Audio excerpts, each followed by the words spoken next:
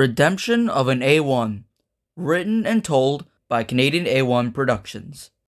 As he wanted, 4474 was put in the yards to shunt coaches and trucks, and over time he got used to it. He temporarily became the station pilot and would shunt the trains for the other engines. Soon all the engines started to see the good side of 4474, especially Sabrina, the LMS Princess Royal. Whenever 4474 would shunt a passenger train for her, he would always puff alongside and they would talk a lot before she would depart, and the two developed a really strong bond. The next day, a visiting engine came to the station. "Why, hello there," said the controller. "You must be Herbert. It is such a pleasure to traverse on your rails, sir." Herbert even came with his own private saloon coach.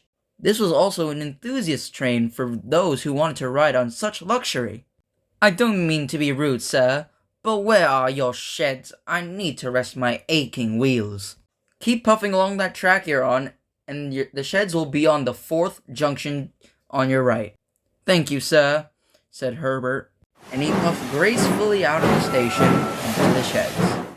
4474 had just come back with a goods train until he saw the Great Western Castle class in the siding. "Oh, it's you," 4474 said with dismay.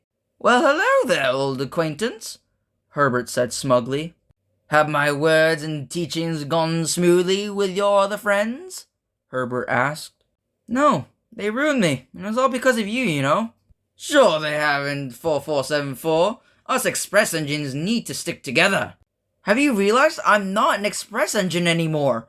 I'm currently under punishment. If I fuck up even more, it's my whole career goodbye. Heck, even my whole life goodbye. So I won't be taking orders from old delusional engines who think they can motivate me to stand up to others when I'm clearly in the wrong. So thanks for ruining my life, Herb. You really made me feel better." And 4474 puffed away for his next train. Herbert watched the black engine puff away, and secretly deep down in his smoke box, he was ready to start some trouble. The next day, Sabrina was resting in a siding when Herbert puffed up to her, looking smug. "Hello there, my dear. You know 4474, right?" Herbert asked smugly. "Yes? What about it?" asked Sabrina. "I don't have time for this. I have another train to pull in a few minutes." "Well, I heard him talking to the other coaches that you were one of the worst express engines that he's ever seen, and he's trying to play it off. So, what do you think of him now? He's not your friend anymore, right?" Wow, and I actually thought we had a good friendship. And now he's just throwing it away by gossiping about me behind my tender? Thanks for telling me, Herbert. Well, thank you for telling me, Herbert. I'm gonna go teach that fraud of an engine a lesson. Good. Go teach that engine a lesson, Herbert said. Meanwhile, 4474 was just idling in a siding near the station when Princess Sabrina came puffing past and shrouded him in a huge cloud of steam. Oh, whoa! What did I do? Fraud! Princess Sabrina shouted at him as she puffed past. 4474 opened his eyes and was dumbfounded at what just happened. A few hours later, Ichiro was just topping off on some water after a long express when Herbert puffed up to him. "So you're that engine who stole 4474's spotlight, right?" "I never meant to steal 4474's spotlight in the first place." "Well, let me tell you, this railway's off limit for ching-chong locomotives like you."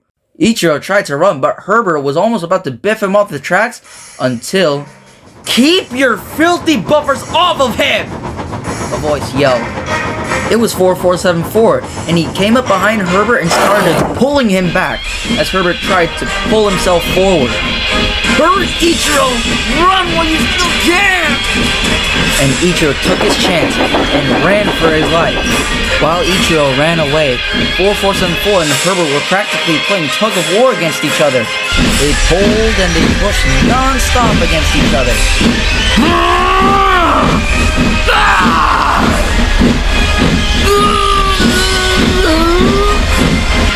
You won't get away with this!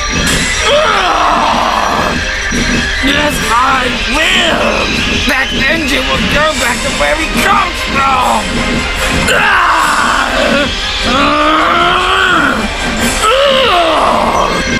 Meanwhile, Gordon was at a station getting some passengers for an enthusiast train. He was about to puff away when Ichiro came puffing frantically up to him. "What's wrong, my dear engine?" Gordon exclaimed.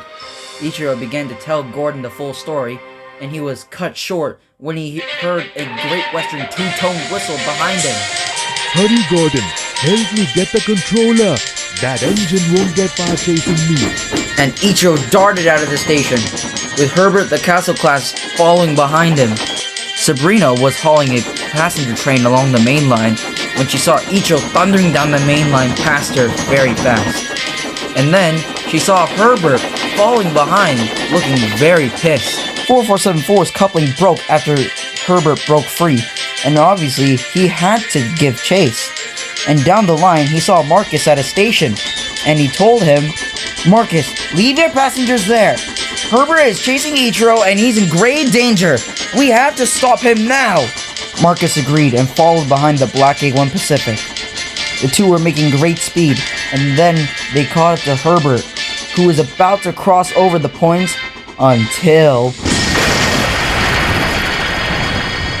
"I am surprised at you, Herbert," said the controller who arrived on Gordon. "Going down the main line at insane speeds while threatening to kill another engine? What is wrong with you?" "I'm sorry, sir. I was trying to defend my friend." "I don't want to hear any more of your excuses. Once you are repaired, you will be sent back to New Jersey to that museum where you belong, and I will make sure that they never let you out again." "Yes, sir. I'm sorry, sir," said Herbert glumly. "Good. Now come on, Gordon. I want to get out of here. I can't bear to look at his ugly face anymore." After Gordon had left, 4474 and Marcus had arrived to see the damaged castle. "You will pay for this! This is all your fault! I got another one of my buddies! He'll get you!" But 4474 and Marcus just laughed. He got another one.